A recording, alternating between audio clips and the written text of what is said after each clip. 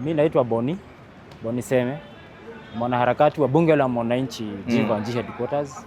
Vile vile mimi ni MC aspirant Iriaine ward. Mimi ni Iriaine star mwenye anaongea hapa. Kusema ukweli, Nairobi County nayo imeachiliwa kabisa. But you have to look at the root cause of this problem. The root cause of this problem is political. Nairobi is one of the major cities ya kwamba sasa inafaa kuwa inacheza ligi ya Windhoek, Johannesburg, kule Casablanca, Cairo. But now for us, the city has been left out to cartels. And these cartels are very powerful. But they are powerful because they have the political support. If we get a person who will not give them the political support, hii Nairobi itakuwa safi. Take a case scenario of the recent county directive ya kuhamisha magari town, hizi PSV. Hapa Ngara stage zimejengwa mzuri sana.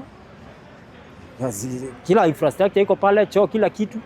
But now the act of moving these towns from the CBD to Ngara or wherever in a face backlash from the same political elites who are funded by the same transport cartels. So Nairobi ita function namna gani? If these cartels are funding a person to the highest office, even to a tune of deputy president. Sorry to say, the former deputy president is the one who threatened the governor. Kama bia hapana, ukijaribu kuguza hii mambo na Nairobi wewe tutakuona. Nairobi should even be constructing cable cars. Hii railway metro. But now the cartels of matatu industry, they have choked this Nairobi. Sasa Nairobi inakuanga ni kama it's a one big stage. Nairobi, by fact, Nairobi is one big bus terminus. There's no organization. But don't you think a lot of people are saying that, yes, maybe the governor is working, but they're saying that he's working on the wrong things, like priorities that is got misplaced. How true is that? That is not true. In fact, for those who know how politics works, how city politics works, if Governor Sakaja gave you a chance to be him, hiyo kazi huwezi chukua. Imagine people are congregating in a hotel and they are ready to bribe you to a tune of 20 billion a day. Usiwaguze. Huyo mtu anakuambiaje na kisirisiri? Anakuambia chukua hii ama uone the consequences. Because killing ama kuchukua mtu, harming a person, you don't need much of money kuhamu mtu. Unaona? In 20 million is a lot of money. It can hire so many assassins. Unaona? So nani is in a dilemma. So but don't you think when you say that maybe he's not working because he's threatened in a way, don't you think that that's a big allegation? And then in his position as governor, mbona hafanyi anything about it if at all it's true that there's some people threatening him? In Kenya political landscape, in Kenya political landscape, merely politicians are puppets of cartels. I can tell you for free. And one being a Nairobi governor, you know, this Nairobi, it has a lot of people who are taking advantage of the crisis, transport, housing, nini, and they can even fund for your removal, an impeachment motion. So for me, I feel for Sakaja. I know the parameter, the environment he is working on. For one, if the president is keen transforming this country, give the governor the political support, despite the consequences. Hamisha watu kama hapa wakulima hii. Do you know there's a market called Kaguda Road Market? New Wakulima Market. Fully constructed with all infrastructures. But now moving the population from the CBD to there, that's when the political will comes. Unaona? So do you think that when the governor attended, because there's a time tuliona Kanjo alikuwa anapiga watu, wanapiga hawkers town, and it led a lot of commotion. Some people are saying that only Kanjo community yetu ndio wanakuwa targeted. Kitu kama hiyo, unataka kusema ni governor anataka because governor anasema lazima Nairobi work. Let's make Nairobi work. But una feel kwenye imefika for him to govern politically because lazima anaangalia pia re-election. Do you think ataka manifesto kando, afanye kenye wananchi wanataka ile chaguliwe 2027 ama afanye tu kenye manifesto yake inataka ile kama asipochaguliwa 2027 lakini atatoka kijua manifesto yangu nili-implement. That's why you distinguish between a leader and a populist. Sometimes you have to take very hard stand decisions. If you know something is right, I can take you back in history. Kulikuwa na mimi alikuwa anaitwa Gaku. Smoking was very rampant in this city. Smoking. Hata ukiambia mtu yenyewe smoking will stop in Nairobi aone kama unaota. But it took a stand. So could that be it because it was not a political mayor? You know, mayor system is not a political thing. Could that be the reason? Could we do away with this political Nairobi as a political county? Maybe that can help also.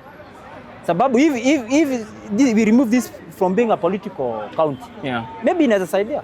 But maybe it can. But the previous person mwenye tumeinterview hapa hivi kwa Bunge La Mwananchi still in this platform, he said that because ukisema kitoa Nairobi City County kama itoke kwa political, tutaenda maybe the NMS way. And the person mwenye tumeinterview hapa hivi previously amesema NMS is the biggest reason mbona Sakaja kwa in this mess. Yet I believe NMS ndio imefanya Nairobi imefika hapa. How true is that? Because unasema maybe tukiwa na kitu kama NMS inaweza kuwa better. No, in fact NMS was working. Sakaja now there he is just finding his own reasons of not working. In fact, kama kuna watu waliwork, they have that guy, NMS. The infrastructure wise, Uhuru Park was renovated under the NMS. Inaitwa BRT zilikuwa zimeanza kuletwa. So the moment you remove Nairobi as a political county, that's the first step. Na mimi na hii kitu tatimia. Because there's no sane capital city in the world that is political. Even Turkey, Istanbul is not political. Inagavaniwa na mayor. You get? New York, tulikuwa na kina Cuomo. But the moment you put a capital city to be political, hapo sasa ndio watu wanagawana in community wise. Unapata sasa governor anakuwa ana consider his re-election bid, his manifesto, anakuwa hapa anashika hapa at crossroads. You get me? So first of all, for you to fight these cartels that have taken Nairobi at chokehold, transport, nakwambia transport, removing them kwa CBD, it needs a lot of political goodwill. Na hapo Sakaja ndio naona, by the way, being Sakaja at the moment ni kazi wazi taka. Mtu wanakusanyika kwa hotel wanakuletea 30 million a day. Ndio usiwaguze. How much money do you think that money can buy to harm you? But don't you think ukisema ati analeta 30 million a day, unless you have evidence, because I think 30 million si pesa kidogo. For you to say that in America, either you know it's a thing that exists, or it's a rumor that you've heard. But if at all it's like that, don't you think other counties pesa kuna cartels? Mbona tu to disband Nairobi county yetu kwa political? There are levels of cartels. You cannot compare Nairobi cartel to Mumias cartel. Or Eldoret cartel. Or Karatina cartel. Karatina cartel it controls 5 butcheries and 1 liquor den. Hapa ni mtu ana control a whole route. A route that is in a transport over 100,000 people a day. You get me? Nataka aende pale operate the way he wants. So being Sakaja at the moment is very hard. Msione kama ni mchezo.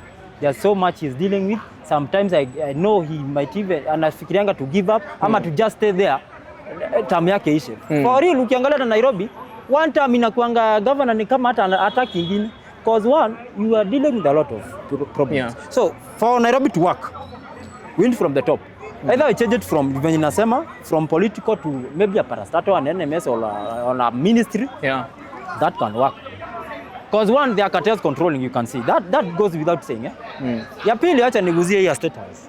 Naona watu wanalalamika sana kanisa imejengwa statehouse. You know, for me, I was not a Ruto person. But Mgala muwe na haki umpe. People are complaining, yes, there's a church.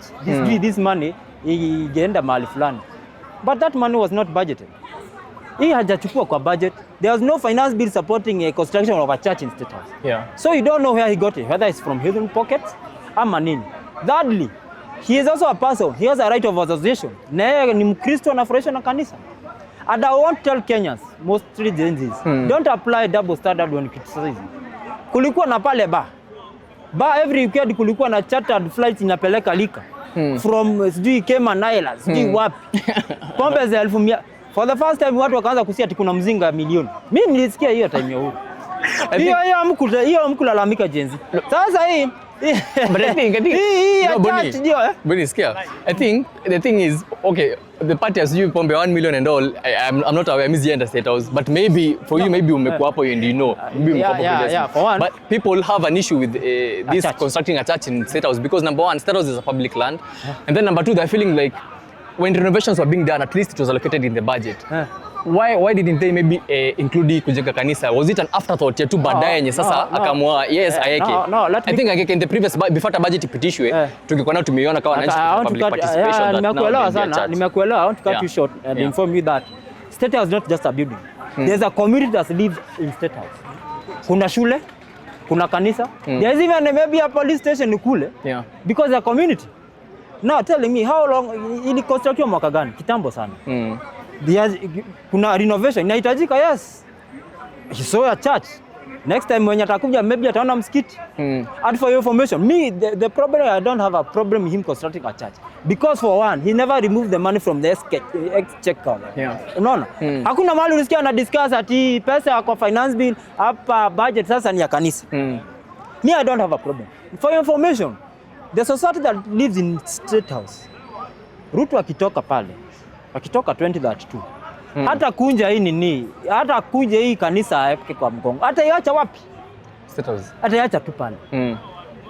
The people who are propagating this propaganda, they are the people who are inflating this cost to gain mileage. Wewe unajua 1.2 billion ni inaweza jenga kitu nakaa namna gani? And I think so hapo so because we know they are propagandists, they must be countered. 1.2, the church is being constructed, yes. Is the budget right? No. Hapo ndio propaganda iko mingi. Yeah, it's not 1.2. That one I can tell you for free. So we are admitting that it was illegal. There's nothing illegal about it. What's illegal about that? How it was funded, the funding, the way it's being funded and the way... As long as the president never removed the money from the budget, it is not budgeted. See, okay, do you think he doesn't have his own money? Si yako na pesa yake? No, I think maybe what you're not getting is people are saying that the formality of which the decision was made was arrived at to construct this church in a public land. No, that's the formality you're talking about. Yeah. So being a public land, fine. So people wanted public participation or something? The same way that maybe, I'm just saying because I'm a journalist and I read a lot. People are arguing that the same way that they arrived at the decision to renovate State House, it was done formally hadi keko kwa budget na nini, it was passed that the renovation amount ni hii. But in that renovation amount, maybe some people are saying that it is part of the renovation, wakasema even the Mabati church sasa they renovate it now into this 1.2 billion church. Wacha nikuulize swali. Yeah. Do you know or are you aware that State House is allocated for money? Unajuanga hivyo? There is money allocated for State House. Yeah, there's a budget. There's a budget. How do you know that part of the money that is concerning the church is part of the State House money that is allocated by the parliament? Sasa hapa ama hiyo uone? No, the president himself pronounced that ni pesa yake anatoka kwa mfuko. Kama alisema hiyo, now why are you disputing him? If he's pronounced his own money, then why are people jittering? Uhuru alipojenga bar. Hapa State House. Na mimi nikisema the stock was being even flown from overseas. Mizinga ikakuja hapo ya pesa mingi. For the first time hata liquor store. Unajua time ya Uhuru, that's why you started seeing liquor store being pimped. Pimped, unapata kuna mzinga 1500 during that era because a presidential hiyo maneno ya kuwa president is a wave, ni influence. Hapo ndio nikaanza kusikia ati Moet, sijui kijana yake ameblow up, sijui Moet. Unakumbuka hiyo scandal? Yeah, there's that. Yeah, so sasa ya Ruto mimi naona ako na ganya. George Ruto, my business partner, ako na ganya. Sasa kuna mood na kuna manifest. Yeah. Sasa hiyo na Moet yenye Jamba Kenyatta aliguza. Na see double standard ya Gen Z there's Guinness kubali. Sasa Boni, let's now finish up on that issue. Acha niguzie nyingine kabla nisahau. There's a very serious crisis going on na watu haoni. There's a pandemic looming in coast Gadini where people are dying mysteriously. But I want to nataka kuhighlight na nichanue majenzi. Ya kwamba defeating a government is not just by jumping up and down like goats in the grazing fields. Hii pandemic hii unasikia iko coast na nyinyi mnapanga maandamano hapo. That can be a project of government. The national intelligence works like that. Iko contained pale. Nasikia ina spread pole pole. Mkiruka 1 week inasikia imetoka sub county level. Mkiruka inatoka. The moment mtakuja mkuu and governable kabisa, utasikia kwamba saa hii Kenya has a pandemic na itakuwa lockdown. Na si hivyo tumefika 2027 ama tutafika. I think it's an outbreak. Walikuwa sema there is an outbreak. It's an outbreak, but you see even for corona, you don't know whether for political reason ama nini. The whole of Polo don't understand these things. So hata hii ya Migadini hii inaweza kuwa ina support two term na muelewi nyinyi mnaruka tu. Yeah, people are dying, yes, but you know government, serikali ni malaya mzee. Ukifikiria unajua malaya ni malaya wazee bana. So for what I want to tell my fellow Gen Z, my fellow youth, yeah. Removing a regime is welcome, but the way you are advocating for its removal, that's where we differ with some of you. You cannot propagate a militia, chanting militia slogans, suicidal. People who are almost suicidal. They want to overthrow the government. For one, you cannot overthrow the government. You just wait for your turn. Chukua kura, chaguana. Ruto ukitaka kumpea kura mpe, ukikataa kumpe democracy. Yeah. But hii maneno half term hapo sasa rais pia hata yeye atajihami. Yeah. Sasa Boni, tukimaliza sasa kwa the issue of Gen Z umeguzia vizuri. Now that hapa mbele hakuna, we're not hearing any rumors of any other maandamano being organized. Na saizi it's like every maandamano inaitwa Gen Z led maandamano.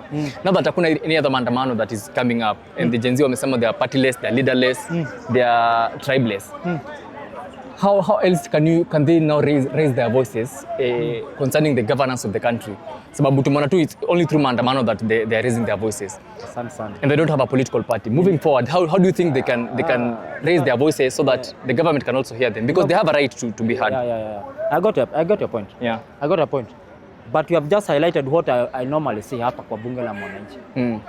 Gen Z being an amorphous, leaderless organization, purely relying on social media euphoria to survive. That's why they are in a dilemma. Meaning what? They don't have a structure of how to air their views. The only structure they have is street protest way ndio wakuwe na relevance. So for now, because the mambo imerudi chini, they are looking for them one of the minor or silliest mistake the government can do, ndio warudi kwa barabara for them to remain relevant. And now if they are going that way, so hapo watapotea, they feel out, my friend. There is no leaderless structure that have ever survived. Because hata ukijitokeza pale ukuwe contrary to the opinion aitango msaliti. But I can tell you for free, they'll fizzle out. The reason why: one, you are leaderless. You don't want to take the leadership and you stick your neck out. Nasema ni mimi. Yeah. Even the president, if he wants, anasema anataka dialogue. But who do dialogue with? An amorphous group. You cannot pinpoint this is the person. Then the issues. Hata kwa maandamano, nimekuwa kwa maandamano. Unapata you are in a process, but there are 5 group of protesters. Unasema Ruto must go, mwingine ni Ojwang, mwingine ni Ruaraka. They are all they are mixed up. Yeah. So it's high time they realize wajipange. And they should not wish this country bad for them to remain relevant. Bwana siku moja wasiandamana tusikie yes food security, they are championing food security. Lazima ikuwe someone must go. For you to remain relevant. Must someone go. There are so many things.